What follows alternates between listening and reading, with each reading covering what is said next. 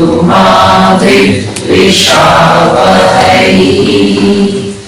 Om Shanti Shanti Shanti.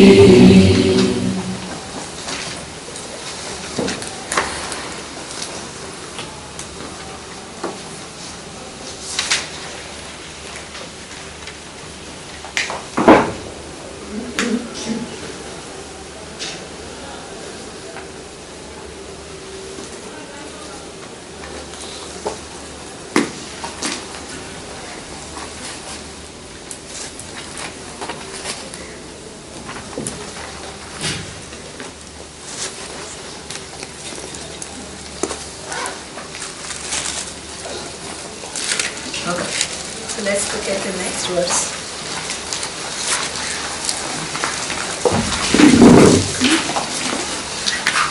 So what are you supposed to do with this kosha?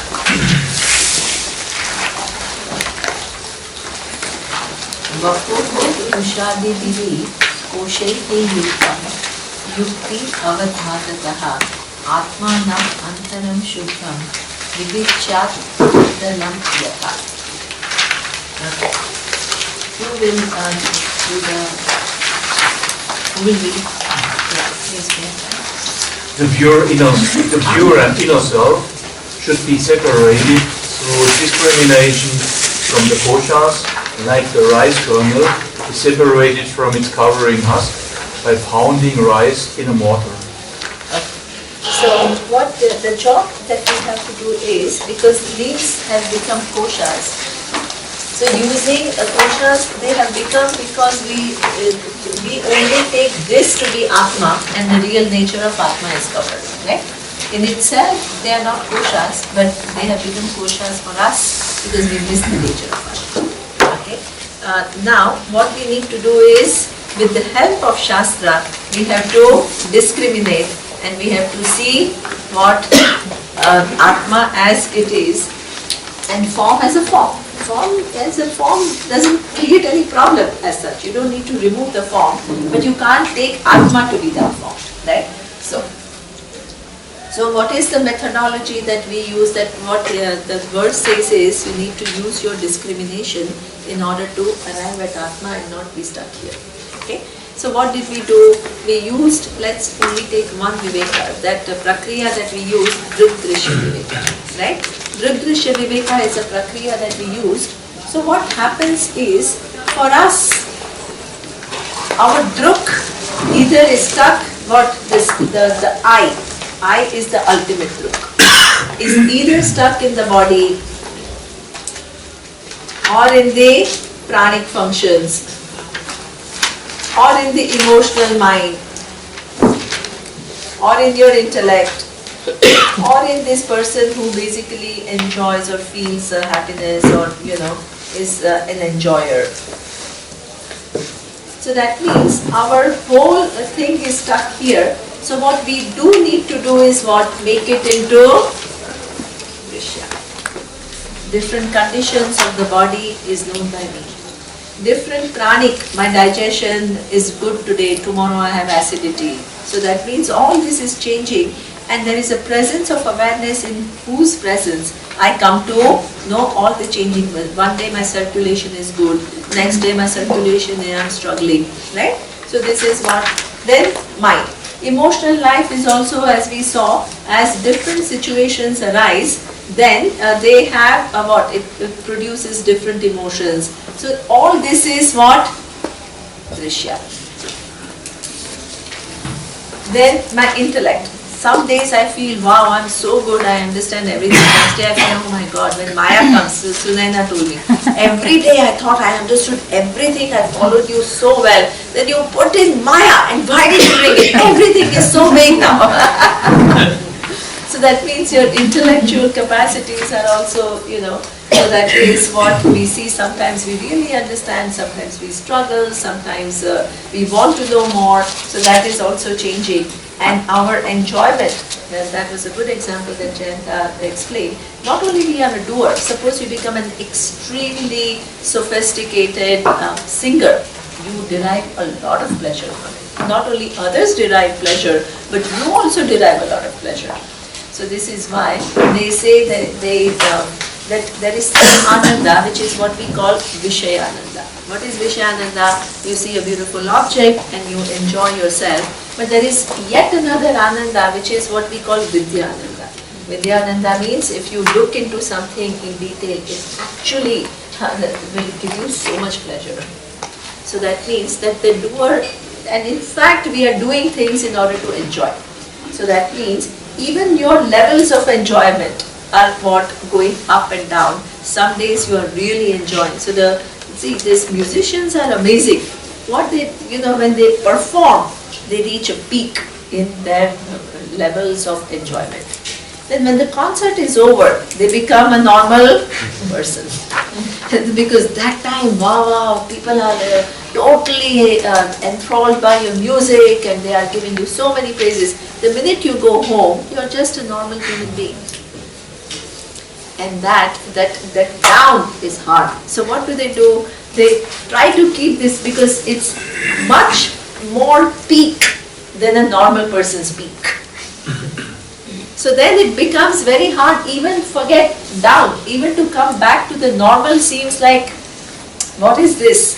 So they keep trying to pull them out through other methods. So you will see this musicians, either they are connoisseur of food, or they'll have many affairs, or they'll make their life. She has written a book, which is an amazing book on Vilayat Khan.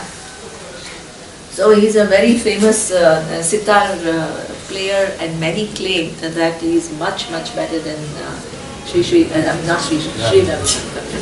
So, and she's written a book showing so many aspects of that, the person who is a music genius. So he acts in a certain way here and in different contexts, and what kind of complex life. And what that person is trying to do is what? These extremely kicks that they get, they are trying to, this becomes too low. For a normal person, this is then they can handle this. This is, for them it is hard to handle. So therefore, they keep pushing themselves to these artificial heights, and they do all kinds of things. So that means we are stuck in Anandamaya. So this is also Drishya, because here we keep experiencing ups and downs. So what is a druk? The druk is that because of which all these functions are possible, but itself is not getting involved in any of the functions. So that means you have to use this prakriya, and that prakriya is equated to what? The rice has to be figured out, the husk has to be taken out, separated from the rice, right? So that means because they are all together, so what you have to do is that druk is in and through this, but itself is independent of that, like it is a satya-mithya relationship. So what happens is, this is an upadhi, this becomes your I, and I gets covered. So through this discrimination, what do? You make this into drishya and this into druk. And that is, for this, you need Vedanta as a pramana. There is a methodology which actually takes you from you being this to you being that. Okay? Now, there was one very good question that Ekaterina asked me during the break, which is wonderful. So now, you are here and you want to get there. So what do you do with all your abilities, Vijnanamaya, Anandamaya? Do you stop taking pleasure from life? Do you only keep thinking about Atma? How do you use emotion? How do you use these faculties? Right? Because until you get there, you still have to use it. Right? So therefore, this is what we call karma yoga. The very thing that was what your emotional life was creating problems for you. Now, what are we learning in chapter 12 of Gita? That emotional life you put in order. So it's not about denouncing your faculty, which is emotions, but the emotions which are distorted, actually what are you doing? Now you are putting in order. This is what we call karma yoga. The very actions which produce all kinds of problematic emotions, the same actions can now be used to bring them back in order. Then what about your buddhi? The same thing. It's not like she gave an example of being a musician, right? So does it mean that, okay, I have recognized that knowing this reality is my ultimate goal? Should I give up my life as a musician? There's a very good, very insightful question she asked, right? It doesn't mean that you have to give up your life as a musician, but this is what we, in the first verse of Atma Bodha, we saw. What? That you just have to ascertain that this music itself cannot give me the final fulfillment that I am searching for. But this music actually can become a means through which, right, I can prepare my mind and can know this reality. So the very thing, so now that music doesn't become an end in itself, but a means to an end. And in fact, all the,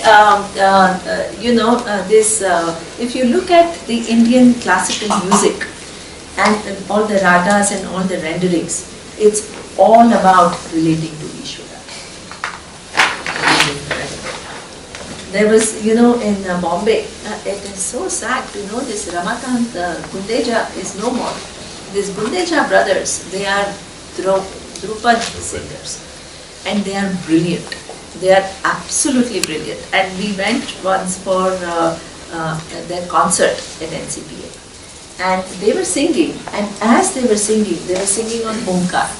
And as they were singing, I and Surya are looking at each other because he is actually singing classical, he's rendering a classical song, but it is all about Mandukya Upanishad. All. The entire thing is Mandukya Upanishad. And he probably, so at the end of the concert, because he was actually explaining the whole Mandukya Upanishad through his rendering. In Sanskrit. In Sanskrit. This is why you put on this. Now, at the end of the concert, we went and we said, oh my God, what? I mean, first of all, they are brilliant. Their rendering is superb. Plus, if you understand the meaning, it's like it takes you to some seventh heaven, right? So we went to them and we said, this is like all Omkara in Mandukya Upanishad. And they were looking at us because they had no clue what they were singing. Whoa. So they were very, very sophisticated with reference to sound harmonies. They were outstanding. But the meaning of what they were saying, I mean, yes, Omkara is Ishvara, probably that much they understood, but all the intricacies they had no idea about. But the thing is, the whole original idea is, even the singing is what? You're relating to Ishvara. This is why you don't need to eliminate singing. You don't need to, you just need to convert. That becomes your offering, your relationship with Ishvara. Is there a part in your mind and body that is connecting with what you don't know? As in, like, even if you don't know the meanings while you're chanting, do you have a... So, yeah, that's true. Because what happens is, experientially, we reach stages which we are not used to. The normal waking, what happens is, you operate at a certain level, no? Here the mind absorption is so high, and if you kind of know that this is actually through this, I'm relating to Ishvara, it takes your mind to incredible heights. And that can be experienced by anybody, right? So for example, Swamiji, so sometimes towards the end, his health was not good, right? So then he had some ache and some pain. So everybody would say that, Swamiji, today you missed the class, you are not well. And he would say exactly the opposite. He says, actually when I go to class, I forget everything. My mind operates at a different level altogether. The kind of sharpness, the kind of, I'm totally connected to knowledge at that time. It's not like he's forgotten otherwise. But when you're performing, that it reaches a peak. And that peak is something which is, and this is why more and more and more you teach. It is incredible what it does to your whole being. It is just, gives you a fire of a type that you cannot imagine. At the same time, you have to, that still is You can't get connected to it. You have to enjoy it, right? It's meant for enjoying. At the same time, this is not your goal. Your goal is this final druk, which is activeness, which is the truth of not only you, it is truth of everything. But this is something which is, so that means what you can do is, even this, not only the singing, you can convert it into your offering to Ishvara, but the pleasure that you get out of that singing can also be offered to Ishvara. So there is a story, it's a famous story, and I think Namita has written it in her book Music Room, I think I remember that. So there is a story of Akbar and Tansen, and what was Tansen's guru? Haridas. Haridas Swami. There is a lovely story. So Tansen was a musician in Akbar's court, and he was a brilliant musician. So Akbar used to always make him sing, and he used to really revel in this music and everything. Now one day, Akbar was out in the woods and everything, and he heard somebody singing, and it was so captivating. So he went there and he listened to it, and he said, this is something else.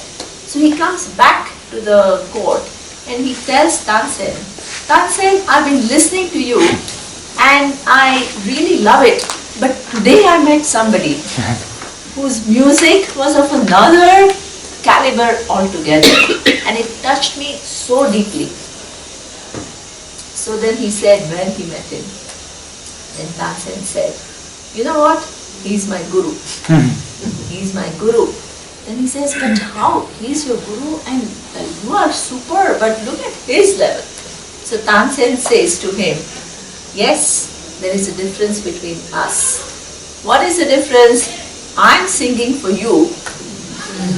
He's singing for Ishvara.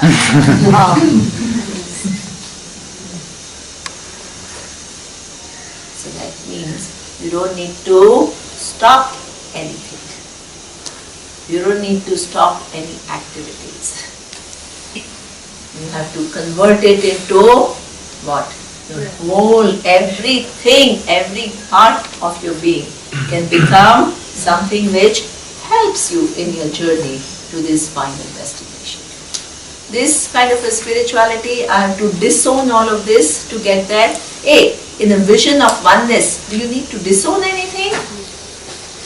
That simple logic eludes us. It's incredible how human mind is. It's incredible.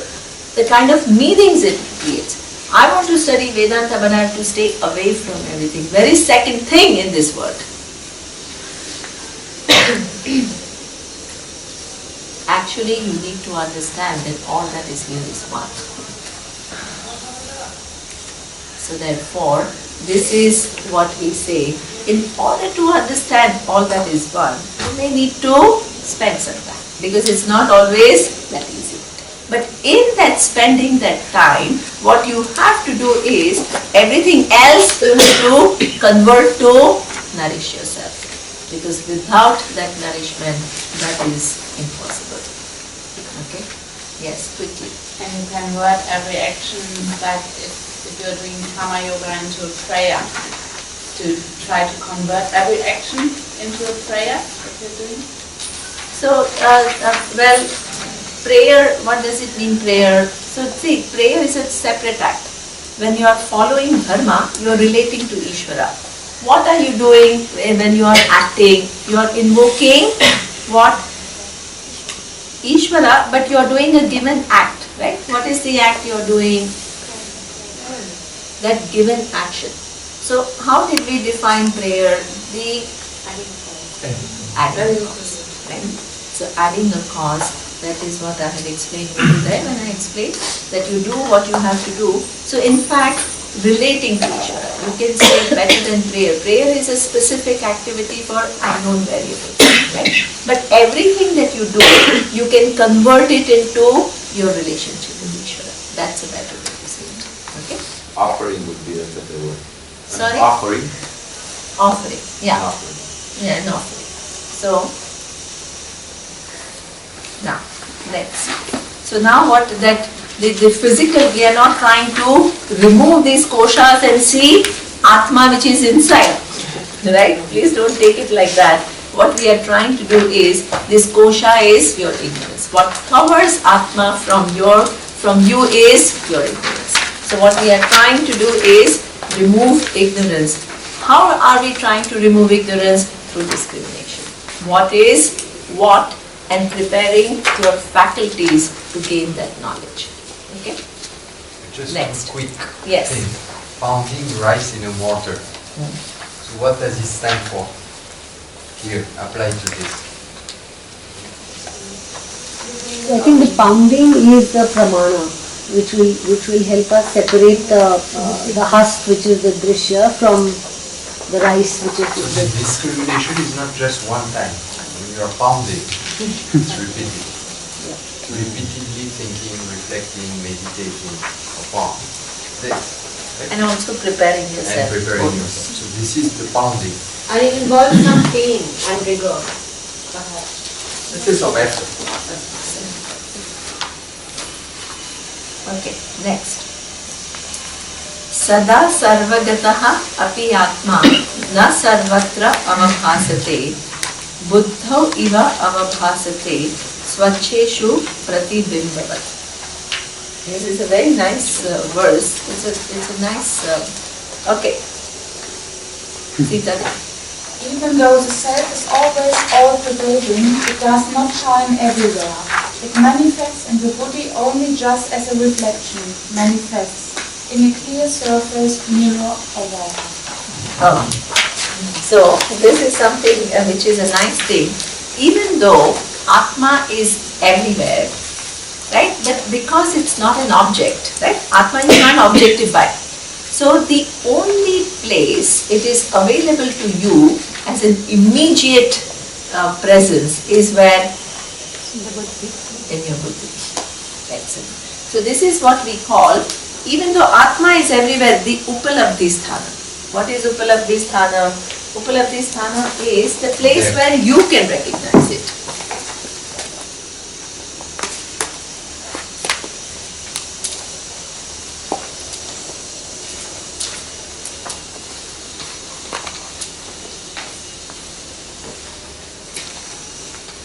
Sthanam is place and Upalabdhi is the place where it is available Available to you for you immediately. to recognize it. Upalabdhi. Upalabdhi. Sthanam.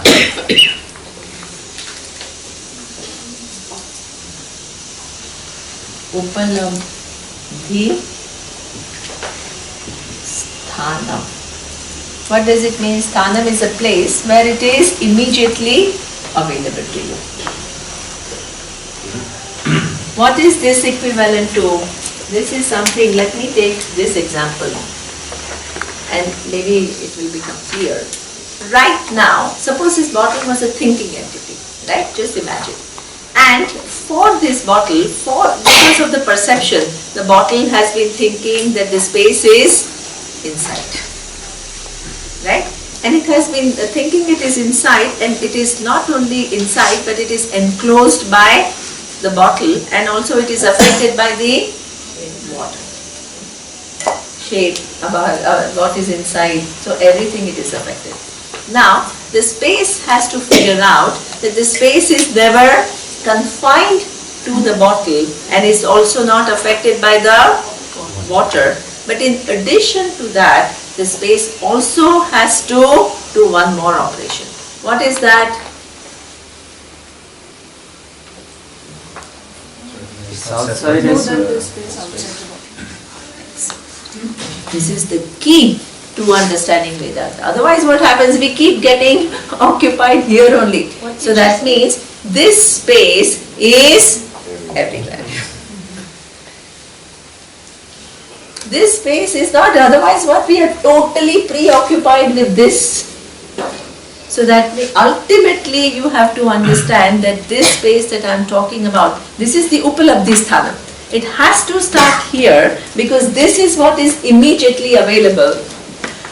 You first have to free it from the conditions of the body, from the bottle and the water. But the Vedanta doesn't stop there. After having freed it from this, you have to understand that the space that we are talking about, which is free from this too, is actually all pervasive. It has no limits. It has no, it never, not only this bottle doesn't restrict it, no object in this universe restricts it. No quality of the universe touches it. Itself is all pervasive, and it is totally free from everything. Right? So this is what he says, where it is available. The Upalabdhi Sthanam for you is what? Your mind. In your mind, it is available as what? Huh? Not really. It is available you as self-evident I.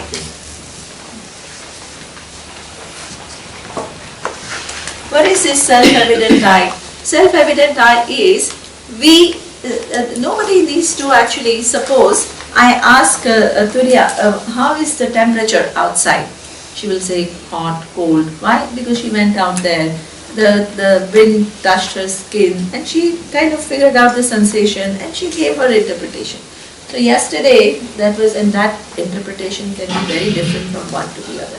So yesterday I was speaking to Susanna and she is like nicely saying that, oh, I went for Ganga bath at 7 in the morning and it was warm. And I'm like, it was warm? I was freezing. So this is what, right? The temperature touches your skin and you have totally different sensations. So for everything else, to answer my question, you need to use some senses. Either what we call, this is something that you need to understand, which is what we call pratyaksha pramana.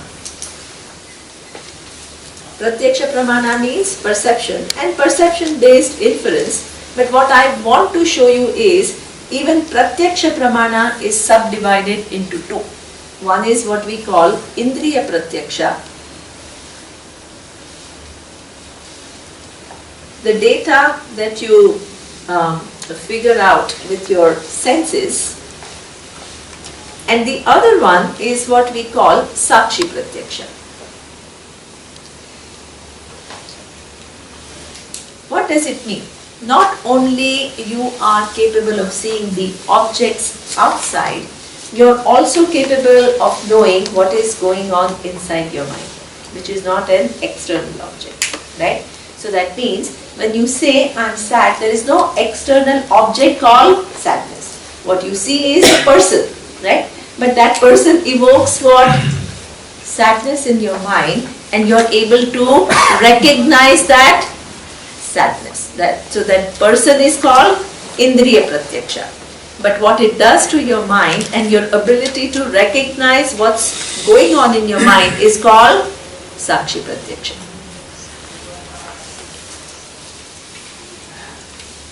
This is what we call sakshi pratyaksha. Sensory perception in English, or witness perception.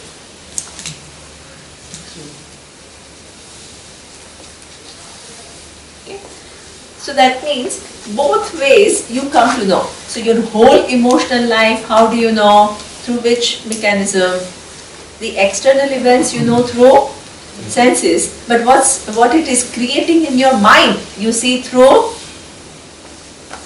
sakshi, right? Because this is why two people see the same situation and they can have a totally different interpretation of situation. It can evoke totally different emotions in you. So not only you see what is outside, but you are also able to recognize what it is doing to you. Okay? So this is what we call sakshi pratyaksha. Now, what is the nature of Atma? Atma is that which makes both indriya and sakshi pratyaksha available. Itself is the presence. In the presence of awareness, both these perceptions take place. This is what we call Swataha Siddhaha. What does it mean? It is self-evident. What does it mean self-evident? That the happiness that you see, which is born of that experience, comes and goes. The experience comes and goes. Your senses are changing. Your body is changing. But there is one presence which is always there, in whose presence what everything becomes evident. So this presence you can't use, you don't need to use any senses or the operation of the mind. Without using that, you know it is there. And that is what we call self-evident. I am, I am, I am.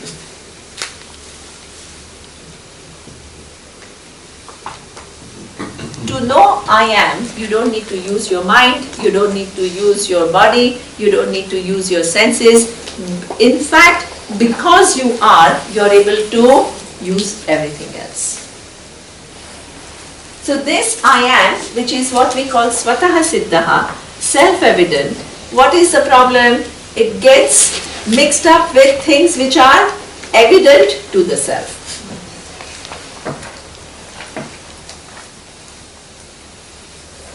What is evident to the self? The conditions of the body, the conditions of the mind.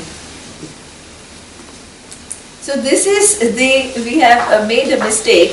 This which is evident to the self, I have taken as I am. But in reality, there is only one self-evident I, which is of the nature of awareness, in whose presence all these functions, without which none of these functions can take place. The mind operates, right? Mind operates. But the mind, the changing mind and what it is saying, you need a presence, in whose presence you recognize what is happening at the level of mind. So this is what we call self-evident mind. So it starts with this I am is there for everyone. You don't need Vedanta. Otherwise what will happen? Only when you come to Vedanta you come to know I am. Is it true? No. I am is something which is known to everyone all the time. Right? Now what is the role of Vedanta? It takes away what is not I am from I am. As a use of pramana. Right? Because this I am is somehow mixed up. So using the pramana, you separate the body and mind from this I am, and it is discovered as it's in its own glory, as awareness. You free it from your attributed limitations. So this is what we call this, that's why this Upalabdhi Sthanam is very important. If this was not available to you, whole Vedanta will become a belief. Because this I am, the awareness is always present. Then what does Vedanta do? It uses different prakriyas to separate and show you what is this nature of I am, which is immediately available to you. This is why we called it direct knowledge. Do you remember the first or second verse? It's always there with you. Therefore, it cannot give you indirect knowledge. So, what is the second thing? After having separated it from the body and mind, you have to do second operation. What is the second operation? You have to free it from location. Because when you have done this, the Upalabdhi Sthanam is here. So this is where awareness is available. So what is the first operation you have to do? You have to separate it from body and the mind. Later on, that's not enough. What you have to do, then you may imagine. This is what people imagine. This is the body and mind and this is awareness. So what will happen? Awareness will still remain this little entity which is separate from body and mind. But this is not what Vedanta is talking about. You have to free it from location. Then you have to understand that it is all pervasive. Just for the bottle, as I showed you. Yes? First you have to separate the space from the confinement of the bottle and see it as free from what is in it. Later on you have to free it from any connection at all with the body, with the bottle and the thing. It's all pervasive. So this is what is saying, that the Upalabdhi Sthanam is your buddhi and your mind. And how is it available in your buddhi and mind? Not through Indriya Pratyaksha or Sakshi Pratyaksha. It is the self-evident.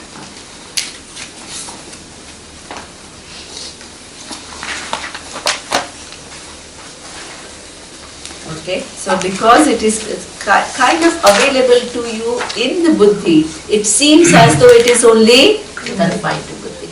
Okay? We need to recognize it inside. We need to recognize it using Shabda Pramana, using the teaching, and then you have to. This is why, this is what we call operation. You have to listen to Shastra and you have to create right understanding in your mind. Okay, so this is what is explained in verse 18. This is exactly what I have already explained. Indriyeshu manobuddhihi prakrutibhyaha vilakshanam tat vritti sakshinam vidyat atmanam rajavat sada. Okay. Who is going to read Indriyeshu? May you know the self to be distinct from the body, senses, mind and intellect instruments. May you know the self to be. The witness of their function, always like the king, is the witness of functions of all people around him. Okay. Now, one thing that is absolutely important is, most of the people, when we talk about this is a prakriya. What is a prakriya? There is this Sakshi Pratyaksha is explained, that there is one entity because of which, right, where is this sadness or happiness? Let's say happiness. Why should we say that? Okay. Happiness is taking place. So that means this is manas. And within the mind, there is a capacity to recognize what's taking place in the mind. And this is called Sakshi, and this is with reference to your eyes. Now I know what is happening, right?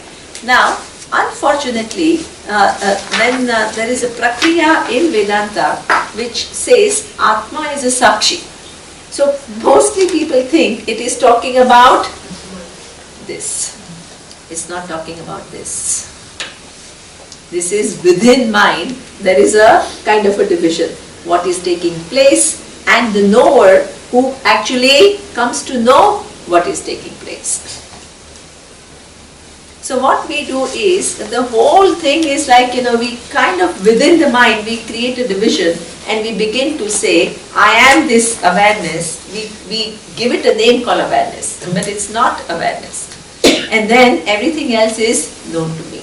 This is not what Vedanta is talking about at all, because that remains constrained to mind. So what we ultimately need to do is, first you go from what all these different emotions, and you maybe see that there is a Sakshi because of which all the changing conditions of the mind are known. Then you have to go to Sakshi Swarupa. What is Sakshi Swarupa? What is the very nature of this Sakshi? What is making this Sakshi do its job? The mind does the job. Right now I'm a seer, then I'm a doer, then I'm an eater. So what is all the activities of eating, seeing, then walking, all these are taking place, and there is one who comes to know that I'm doing this now, I'm doing this now, I'm doing this now. So that is condition of the mind. Right? So that means when you say, I am doing this now, I am listening, let's say, hopefully. Okay? So that means, what are you doing? What you are doing is, the words that I am producing, you are trying to create, as we saw in Vritti Jnanam. What are you trying to do? You are trying to create some corresponding images based on what I'm saying, right? So what is happening in your mind is a given thought. Your thought for this time has taken this form, right? Which is giving you knowledge of what, hopefully, what I'm saying, right? So this is what we call, and you're able to see the presence of this thought, right? And you're able to actually cognize. Now, so that in your mind there is one faculty which is your I sense, which says, okay, now I understand this thought, then I go to the next idea, then you say, I understand this idea, right? Now, what is the content of this, who understands this idea, or this idea itself, is what, can you have any thought without awareness? No. So that means it is awareness as though there is no real plus. Please don't make a plus. The awareness as though enveloped in this thought form, like the clay is as though enveloped in water. You understand? So if you look at the relationship between awareness and any given thought, it is like pot and clay. What is a thought? It does have a given thought. The elephant thought is different from tree thought. Tree thought is different from whatever, any rock thought. Rock thought is different from Ganga thought, right? So it is like a pot. But whether you think of a tree, or you think of an animal, or you think of Ganga, or you think of whatever, there is a content of that thought, and that is awareness. It pervades every thought, but it is free from that thought. Because it is free from that thought, therefore, when I move from tree to rock, the tree doesn't get stuck to rock. If in thinking, if awareness became the tree, what will happen? When I think of a rock, the image of tree will stick to it. Then when I think of Ganga, then the image of tree, rock and Ganga will be mixed together. So this is why this, just like the clay pervades entire pot. Pot cannot exist without clay, but clay is independent of being a pot. Same thing is the relationship between any thought and awareness. Any thought cannot exist without the presence of awareness. The awareness pervades every aspect of the thought, but itself is free from being that thought. So then the next minute awareness as though assumes yet another form, which is your thought. And here is also the I thought, which relates to the other thoughts. Superb. Yes. Exactly. So that means superb. Excellent. What Bio is saying is awareness does not even envelop, excellent, a pot thought that I have, it also envelopes, I see the pot. Right? You say, this is the pot and I see it. It also envelopes every thought, including any thought related to I. It envelopes that thought. So this is why we cannot have I-related thought without awareness, but awareness is free from any I-related thought. Yeah? Okay. So this is what we need to figure out, the relationship between thought and what? Awareness.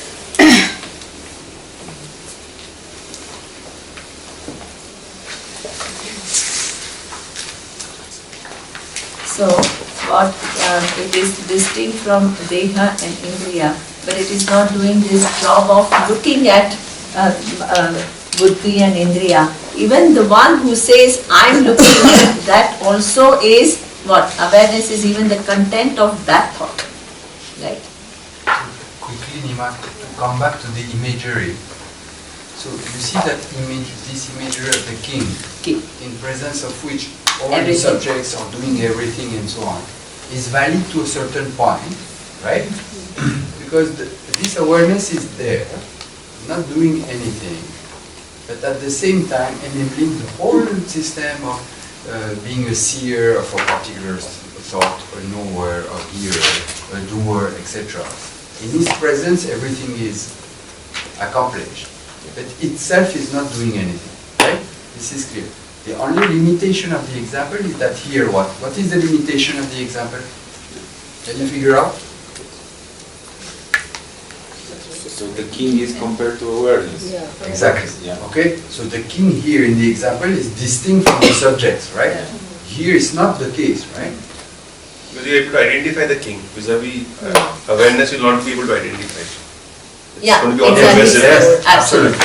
Yeah. I mean, you are able to, using the pramana, you are able to hopefully figure out what the nature of awareness is. But you're right, the king is an object, but Yeah, here but we are not visualize. talking about. Yeah, exactly. And the second thing, as he's saying, is king is distinct from everybody else. Here it is a satya mithya relationship. One is mithya, the other one is satya. It's not all these things. There is this awareness which is on top, and everything else happens in his presence. Wherever anything is happening, it requires the presence of awareness. Pervading everything, awareness is free from it. So any imagery, just think, okay, what is this imagery trying to convey? What is the scope? And what is the limitation? Everything. Just ask yourself this question. Yes. I got confused with the Sakshi, if what we always said is if I pot is what comes from the sensory, that I am pot. And I see the No, pot this is is pot. Sakshi. Wait, what are you saying? Say it again. So I got confused about the Okay. Sakshi thing. I understood here, but the Sakshi thing I got confused. So Okay. I just to put it perspective, means if pot is there, that I get through the sensory, that I am pot. I'm not pot. In the sense that when you're talking about awareness is distinct from. Okay, Yeah. 1 minute. There are two kinds of operations happening Yeah. in the mind, right? Suppose there is an external pot, right? Yeah. There are two kinds of things that are happening in the mind. One vritti says, this is pot. Yes. And one is watching it, seeing. And one is saying, I am seeing the pot.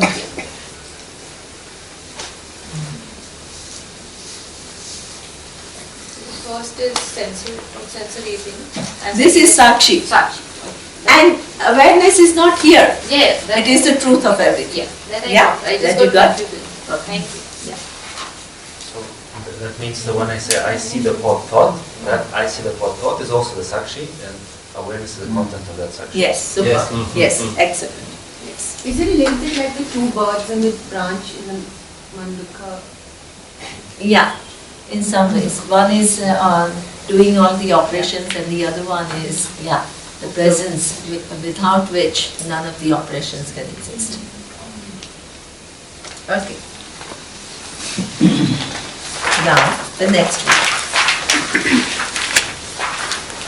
Vyapriteshu indriyeshu atma vyapari iva avivekinam drishyate abgreshu dhavatsu dhavan iva yatha shashi. Who wants to read the translation? Yeah, Priyanka. When the sense organs are active, Atma appears to be active for the non-discriminating people. In fact, it's when. It's a typo, my typo. It is when, yeah. So when the sense organs are active, Atma appears to be active for the non-discriminating people. Just like when the clouds move in the sky, it seems as though the moon is moving. Okay, wonderful. So let's take it only with reference to this I sense, which is your Sakshi. So, good, Bimal, you asked a good question. So this is what we call, two operations are taking place. One is this, and the other one is I am seeing this. Now this is what? Constantly changing, right? Right now I'm seeing the pot, then I can see what? Tree, then I can not only see food but eat food, right? So all this I'm now eating, then I was seeing, then I will be sleeping, then I will come to the class, then I will go to the temple. All this is, what is it happening? These are all Sakshi related thoughts. So all of us, we take this to be the nature of Atma. So in reality, it is not this moving sense of I which is the nature of Atma. It is the non-changing awareness in whose presence all these different thoughts take place. So what is this example? That the clouds are moving, but it seems as though the moon is moving.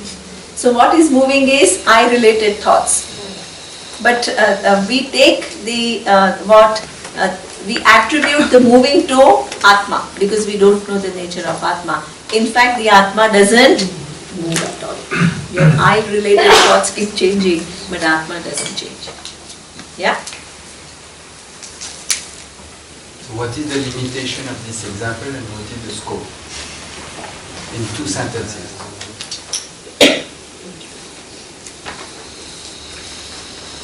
Cloud, this moon and the cloud. Both are finite objects which are within the awareness. Whereas awareness comes. And that is always going to be the case, right? Because any relative example that you give, it's all with reference to objects only, and through this you are actually indicating, which is very true. This is what she is saying is true for all examples. Right? So, and there are two different things. Here we are not talking about two different things. That's why it's so difficult to distinguish, right? If the cloud and the moon, they are two different things. But here it is not the same relationship, it's Satya-Mithya relationship. It's like pot-clay relationship. This is why pot seems really real and the clay is missed out. Can meditation be aware of the space between two I thoughts? Sorry? I mean, in meditation, can you be aware of distance between two I thoughts? Yeah, this is what I had explained the other day, that in meditation what we try to do is, generally we are so invested in our thoughts that in meditation what do? We create some kind of a gap, which is what we call gap of silence. But our whole thing is not to focus on the silence and elongate the silence, but to see thought comes, thought goes. Silence comes, silence goes. There is one uninterrupted presence. So that's what we are not trying to, yes, increasing the gap helps because we are so kind of totally identified with our thoughts and that becomes our identity. But ultimately we are not trying to create gap because if in gaps awareness was there, then it will become highly limited. Because we are thinking much more than we are silent. But even in terms of perception, there is the I thought that will identify with either the space or the thought. So with the awareness perceiving the thought and the space between thoughts. So that's not it, exactly. So that means you are not trying to see awareness through silence. Yeah. No. So then actually objectify it. Not objective. You are not trying in the gap to see, oh, this is Atma. It will be other than you. But you also try not to identify with. Yeah. But the awareness is We'll do in meditation. Identification will always be there. Either it's this. Okay, 1 second, one after the other, because two people are simultaneously. So she has a question. So, if I'm understanding it right, the awareness is equally available in the thought and in the silence. And itself is none of them.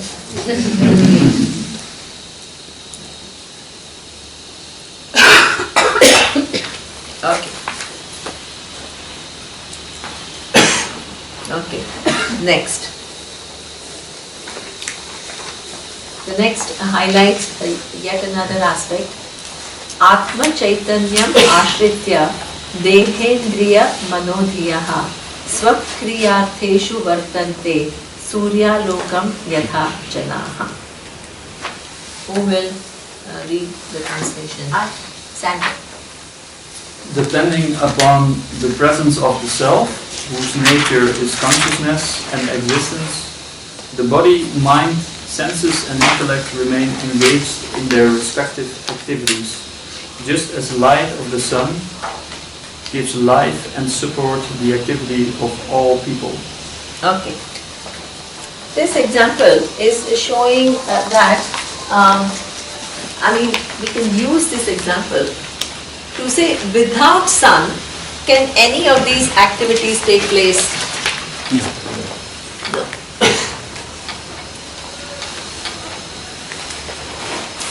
What are the activities? What is mentioned in this verse?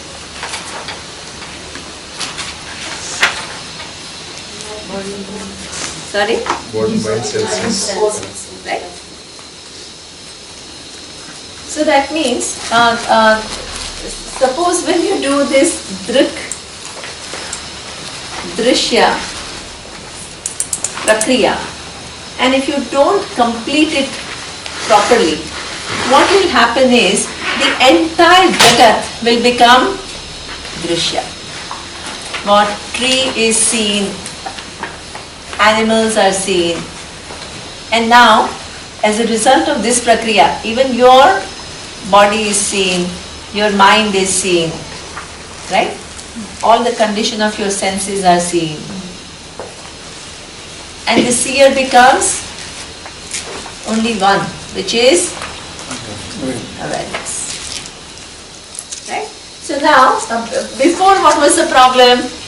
Tree I knew was drishya, animal I knew it was drishya, the scene, but it seemed to me as though the body, mind and senses are the seer. So now as a result of this inquiry, I have moved it from seer to the seen. Right? Is it clear? Before I thought I was this, now it says these conditions of the body, conditions of the mind, conditions of the senses are seen by you, so therefore it belongs to seen and it doesn't belong to the seer. And what belongs to seer is only this awareness. Now what can happen is, so that means now, suppose you use this example. So without awareness, like without sun, what? None of this is possible. But the sun doesn't get involved in any of this. So that means there is one relationship that you have to understand, that it's not something totally separate, without which none of the activities are possible. Right? So that is, but itself is not engaged in any activity. Now, as Surya is asking, what is the limitation of the sun example? So what in sun, what all of this is happening, but sun is unaffected, without which none of this can happen. Right? That is the scope, and that is right. This That is is the right. part of the example. This part of the example is right, that without awareness you can't have any activity. Neither talking, nor walking, nor thoughts, nor seeing anything else. All of this is possible because of awareness. Now, what is the limitation of this example? What is different between this example and this example? I just mentioned. Like the moon and the clouds. Can occur. Sorry? Without some activities can occur. Yeah, that is the example, right? Without awareness, none of this can happen. But what is different between this and this? What is the limitation, as Surya says? What is the limitation of this example in totally representing this reality? Neema, there's distance. Excellent. There is a distance. There is a distance between the sun and everything else. There is no physical distance between awareness and anything else. Right? So the sun is not all-pervading. Yeah, sun is not all-pervading. Wonderful. That's why there is physical distance, right? Because awareness is all-pervading, there is no physical distance between awareness and anything else. And this is why, because everything else becomes an upadhi, that becomes the reality and it hides the awareness, because awareness is everywhere. Right? So there is no physical distance because awareness is everywhere. But everything becomes an upadhi, so even though it's everywhere, we can't recognize it without pramana. Without pramana. Yeah. In Panchadashi, that was chapter 1, they actually correct that, they remove the limitation. by saying it's more like between the personality and the behavior. So there's no distance in between. That's immediate. So, yeah, exactly. So that means you can represent, see, many examples, even personality and behavior, it's still within, there are two different functions. Do you understand? I mean, any example that you use in an empirical world is never going to be able to represent the final reality totally. Any example. You can get closer and closer and more, but ultimately it doesn't represent anything which is in reality. But each of these representation is useful because it makes you understand the relationship. Neema, quick Yes. question. When we do the lecture, we say that awareness is the ultimate seer, but then... No. No, this is why, did I use the word? Please, where is the seeing? As I told you, in the mind, Annamaya, Vijnanamaya, all that I did. Where is this doership? In the mind. Vijnanamaya. Right, and awareness is the seer of the mind. It's not the seer. If it becomes a seer, it will become what? One little entity who is doing the act of finiteness. Exactly. Exactly. So that is why you have to listen to me with what I say. I'm very, very deliberate with what I say. I never say awareness does the, and this is why, this vivarta upadana karana. See, bring everything that I'm teaching and put it together. What is vivarta upadana karana? What does it mean? Without undergoing any change, what it becomes something. So if you attribute the act of seeing, what happens? It becomes limited. It becomes now seer, now experiencer, now this, now that. Then it becomes just one entity with sense organs, becomes entity with mind. No, this is true, but when we do meditation... So we don't say doer. Doer means action. Yeah, and we say, okay, so awareness is the ultimate...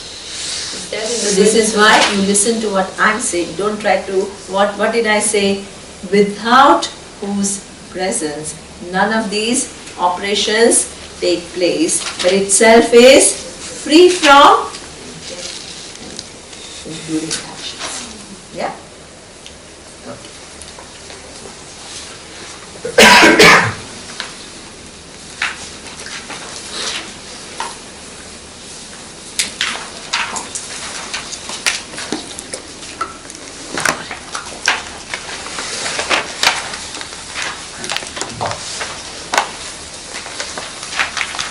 Okay, now.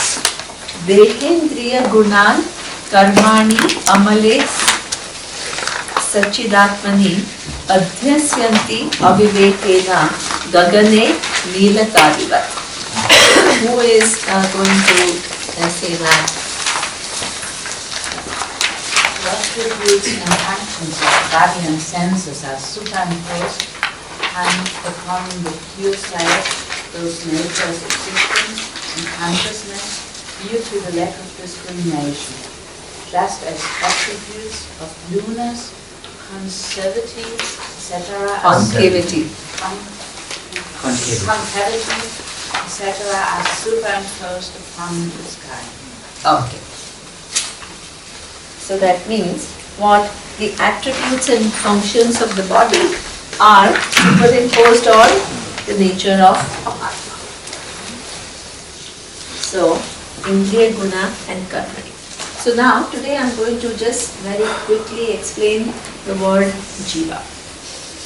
So please, when you go out there, please don't use the word Jiva, right? Because I'll tell you why. Just say I'm this person, Indresh or Neema or whatever. Say I'm Jiva. Why? You can't say I will explain to you.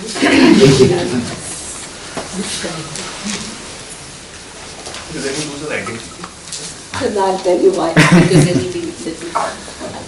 Okay. First, you need to understand who is Jiva. Right? So, there is, right now, forget about the whole model and all that, right now, right? There is a physical body,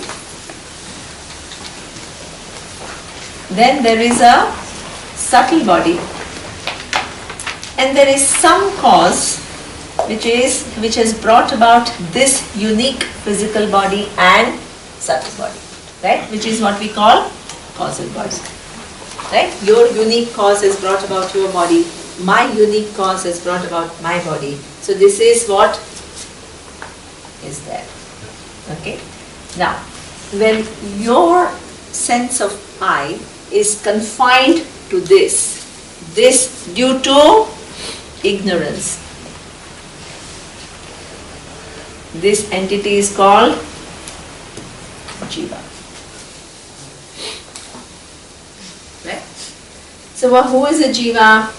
Due to ignorance, the person takes oneself to be physical, subtle, or even a causal body. This is why a lot of people are also intrigued by reincarnation. Who was I before? What will I be in the future? Will I get a nice birth or not? All this means you understand that something about me is going to continue, and right now it is in a potential form, but it will give rise to physical and subtle form at some time in the future. So this entire entity, and this is who I am. Right now I am this body and mind, but in the future I could express myself through different bodies and minds. And what is a connecting link? My karmas.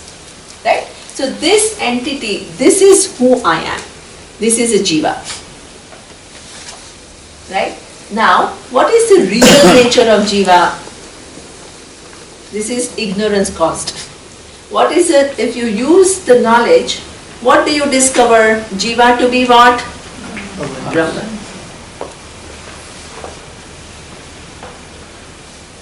Right? The same Jiva in one given lifetime with one given body and mind begins to inquire, is that all who I am? Or I am something more than that? Right? And suppose the person uses the proper knowledge and has a good teacher and has a good preparation, the Jiva begins to understand its nature as not this, but as Brahman. Right? So that means till you understand this reality, you are a Jiva. After you understand this reality, you are Brahman. Right? So that means when you say I am Jiva, suppose I am Jiva, you think I am very advancing in Vedanta. Actually what you are saying is, due to ignorance, I am identifying myself with physical body, subtle body and causal body. Is this how you would like to introduce yourself? So you understand the ridiculousness when you begin to understand how loosely we use these terms. I am a Jiva. Don't use this, say what you are saying is this.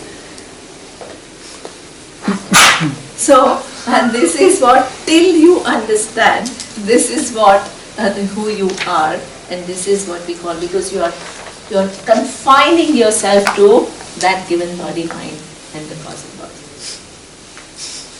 Right? So that means your job is to discover Brahman. So this is your job. So here he says, so what Deha Indriya. So Deha refers to physical body, Indriya refers to subtle body, and Karma. Karma refers to the causal body. Okay? So that means the attributes of physical, subtle and causal bodies are what? Imputed on Atma.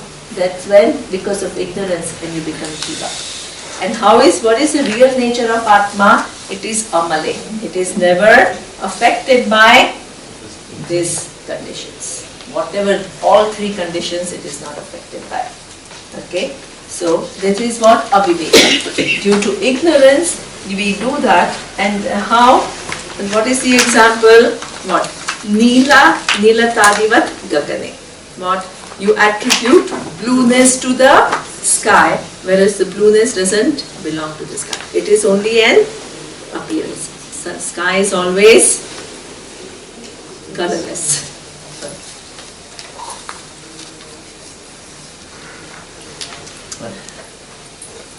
Or it's a dome. It's a Concave. concave.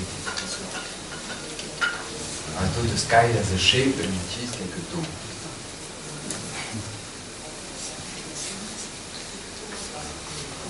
Because he's saying in the verse, etc. That's why. So you have to figure out what Anything that you impute. What could be the etc. Not only the blue, but also some other things. Sky is polluted. You thought for this. I thought about it. So the people also say, no, the sky is not, it's air which is polluted. The sky is not polluted. Okay. Agnana manaso upadehe kartrutvadini cha atmani kalpyante ambu gate chandre chalanadi yatha ambasa.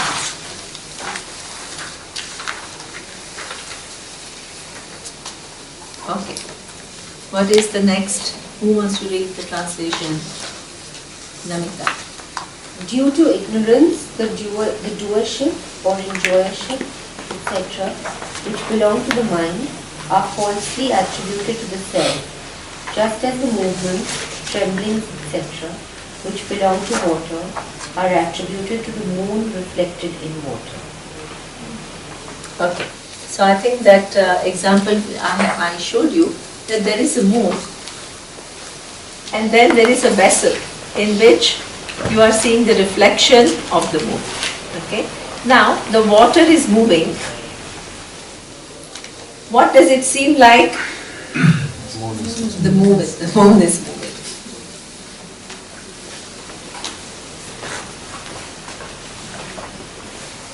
And therefore, and this is why, see, when you say all of this is exactly the same, we think, yeah, who will do this? After listening to Vedanta, you can say, you can say, Atma is the seer, ultimate seer. Where is the action taking place? In the mind. And now what you are saying is, now it's doing the action of seeing. Any action is in time, space, and it is finite. Do you understand?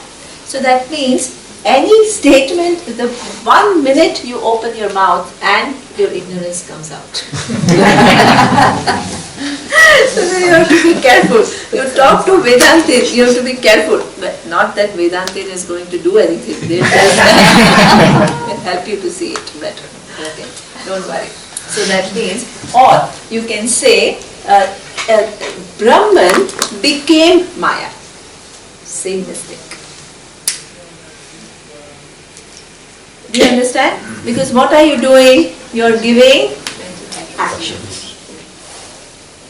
This is why Vedanta means, this is why this Vak Tapas is very important.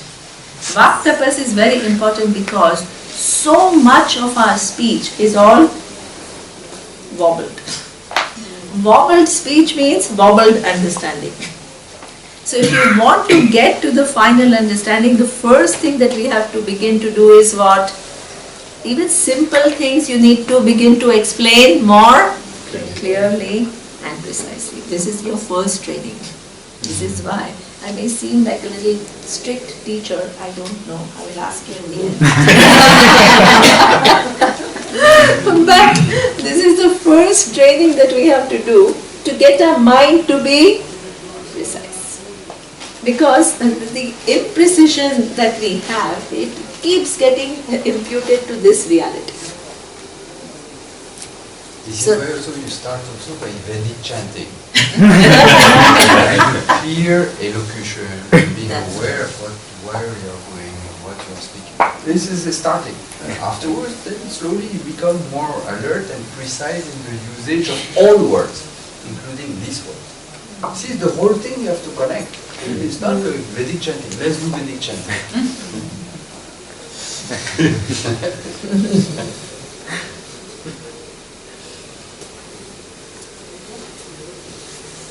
So that means what we see is that so all the time we are doing this. So that means that what suppose it says Brahman is limitless. Suppose, right? It doesn't have any limitation. What you are trying to do here is through the mind you are trying to experience limitless. What is the problem? Mind itself is finite, right? And that one given experience that you have, even within your life of, let's say, 100 years. Suppose you have this experience maybe when you are 60 years old, or 50, or much younger, 40 years old, suppose, right? Now, that itself, when did it begin? At a certain point in time. At a certain point It will in be time. limited. And when will it go? It will go in a few moments later, right?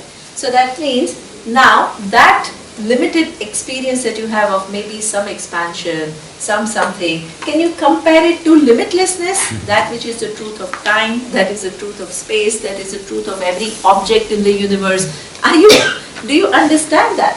So that means the ignorance will keep making you concentrate here, and you reproduce this here and go on mixing it up. So this is what is said, that actually the water is moving, but it seems as though Brahman is moving. So now, the moon, what is the example? Moon is moving. So now you want to stop the moon moving. So what are you doing? You are stopping the water. You understand the unconnectedness of your pursuit. So therefore, multiple errors are possible.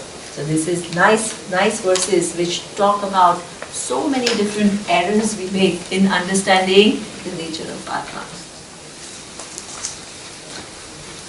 You have to look at one example in real life of trying to stop the moon. Yeah, I just gave the example that suppose, okay, what is the example that I gave? Tell me. When I make the statement, Brahman, what? Is limitless. Limitless. Huh? I mean, Brahman is limitless. Yes. And I try to experience instead of understanding the fact that Brahman is limitless. And the example was, I have an experience today of limitlessness that has a starting point and that has an ending point. And in my logic, something that has a starting point and an ending point cannot be limitless. So do you see that what kind of confusion we continue to live with? Did you understand Ruxandra's explanation? It was very good explanation. Good.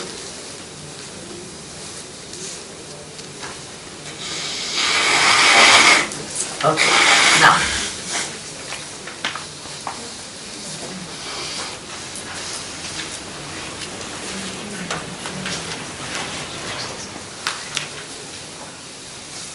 Okay. 23rd. Raga Ichha Sukha Dukkhadi Buddhau Satyam Pravantate Sushuptau Nasti Tannashe Tasmat Buddheshu tu na Atmanaha. This is something which is beautiful. What you want to do is you have to figure out where what is taking place. So that is the main thing, right? We are not trying to actually stop anything. We are trying to give the right place where it is happening, right? So there is a method that is used in Vedanta Shastra, which is what we call Anvaya Vyatireka. I'm spoiling all the pens. I think I'm a left-hander, so all my instincts are opposite. So I break everything that I use. Black. Huh? Black. Black? This is black. Okay. There is a method in Shastra which is what we call Anvaya Vyatireka. What this does is, in this verse, when there is buddhi, that means in the Jagrat, in the waking state, there is your intellect, which is available to you, and that intellect and your mind, your body mind, your mind and your body, let's take both, your mind and your intellect, both are available to you. And what happens is, all these different experience with this, what happens is, what raga means these two working together produce desires. Then what? Sukha, happiness. Dukkha, sadness. Then all of this is there. So buddhi is there, these things are there. Now what happens is, in the deep sleep,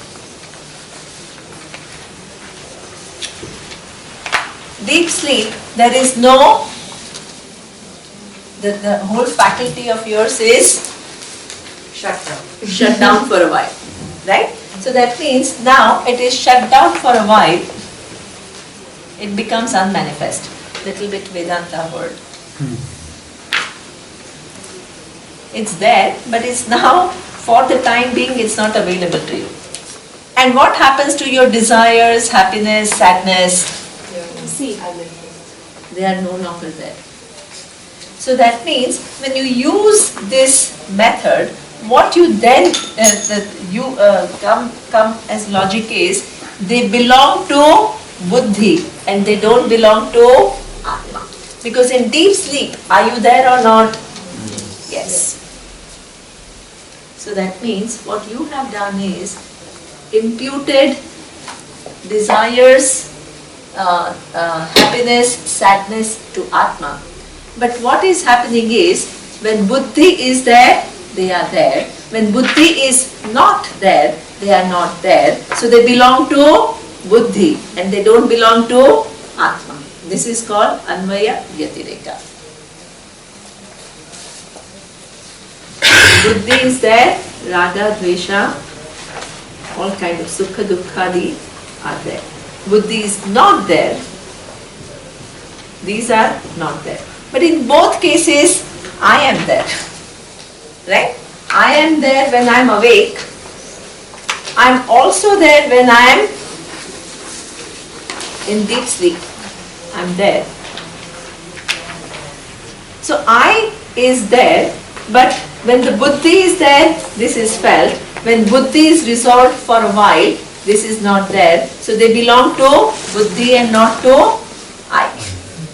This is called the logic of Anvaya Vyatireka. Buddhi is there, raga dvesha are there.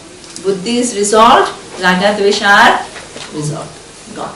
But I am there in both cases.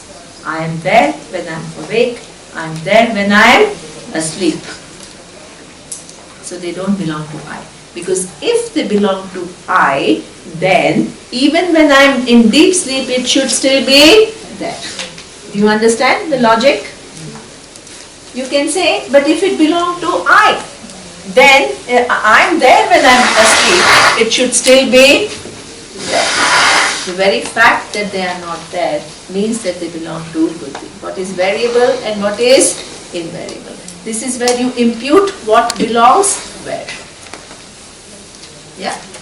This is one word. Huh? This is one word. It's called Anvaya Vyatireka is a prakriya. This is there, so waking is called waking. I am there and buddhi is there. And what is there? Raga, dvesha, sukha, dukkha. This is called Vyatireka, deep sleep. What has happened? Both I am there, but buddhi is shut for the time being, unmanifest, and raga, dvesha are all gone. So they belong to buddhi is, they are there. Buddhi is unmanifest, they are gone. I am there in both cases, but it doesn't then belong to I. If it belongs to I, then in deep sleep, when I am there, it should be there. This is called Anvaya Vyatireka logic. It's presence and absence. Absence. So you like an experiment. Okay. You, for example, this maybe it's not a good example. But let's take it. Okay. There is something in a drink which is causing you to feel a little bit like high. Okay. Let's say whiskey. Yeah. So there is so you can do an experiment.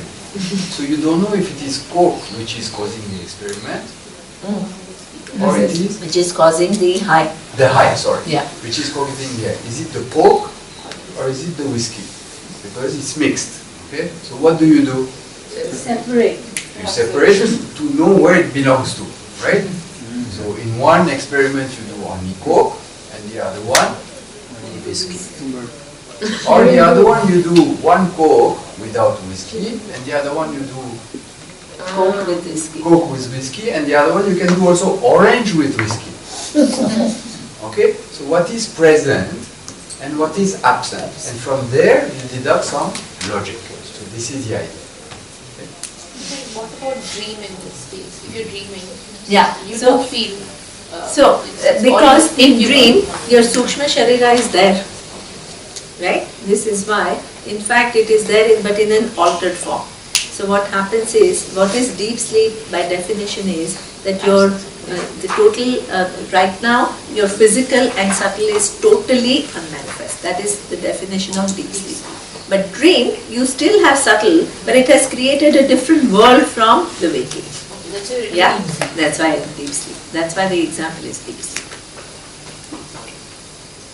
How do you actually prove that I am there in deep sleep? Yeah, so that means because when we get up, there will be no continuity. If I cease to exist, there will be no continuity. Plus, suppose you ask yourself, right? Are you there or not? How did you sleep? You say, I slept well. You are very much there, right? So you don't cease to exist when you deep sleep. That's why you continue next day as the same person, not as somebody else, right? That is, everybody is there in the sleep. We'll stop here and then I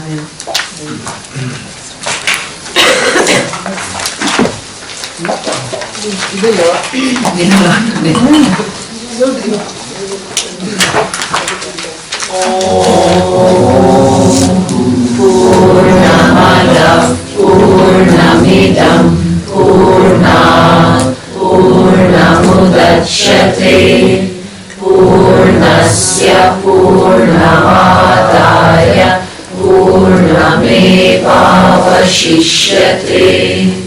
Om Shanti Shanti Shanti.